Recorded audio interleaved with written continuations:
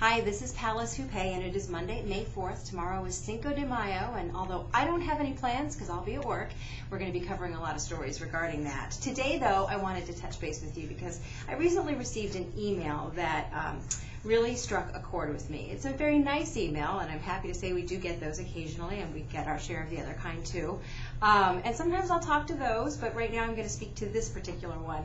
It was from someone who said that she appreciated how I did not say anything on air to denigrate somebody, and that while I do, quote, state the obvious about some very bad things, she thought that I went out of my way to be reasonable and pleasant.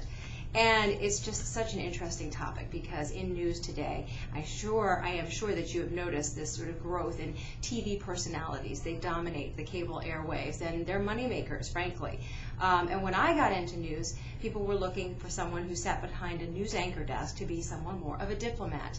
And so that's where my skill lies. I don't see things as black and white. I always have seen the gray areas, and that's been something that I've done all my life. I'm a good communicator and sort of mediator, and those were the skills that I brought to this job. The job is changing. I haven't changed, and I'm still employed, so I guess there still is a market out there. And getting an email like this shows me that some viewers do like to see someone who tries to walk that fine line.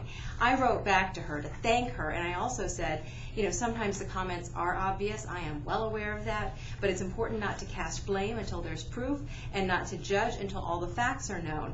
So in the meantime, I feel like I'm compelled to say something sometimes after a story, but you know, we just can't blurt out anything because there are consequences for that. So, you know, I always think about the spoofs they have on places like, or shows like Saturday Night Live, of news anchors saying really obvious things. And I just had to sort of share this thought because I don't know if everyone realizes all the thoughts that are going through our head as a story airs. Anything that we say will have an impact and be interpreted by somebody. Sometimes what we say is considered in a court of law, and something as innocent as tough time can be considered weighing in on one side or the other of a story, and that can actually be, you know, used in a lawsuit, and has, and that's why I bring that up. So we have to be quite careful while at the same time showing a little bit of our true feelings, because that's what people want to see, and frankly sometimes that's what we really want to say. But we do have to weigh everything carefully, and every word that comes out of our mouths is very often very well considered beforehand.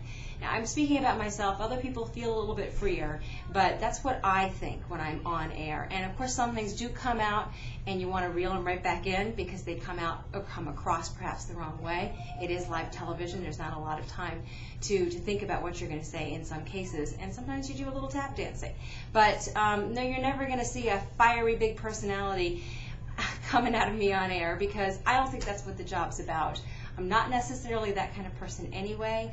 Like I say, I do see the middle ground in so many cases. So thank you to the person who wrote that email, and I hope that this sort of clarifies among the viewing audience out there a little bit about what's happening while we're up there and why we say the things we say and sometimes why they sound obvious. But that's okay. If we're not hurting anyone's feelings unnecessarily, I'm okay with that, and I hope you are too. Okay, I'll check in with you soon.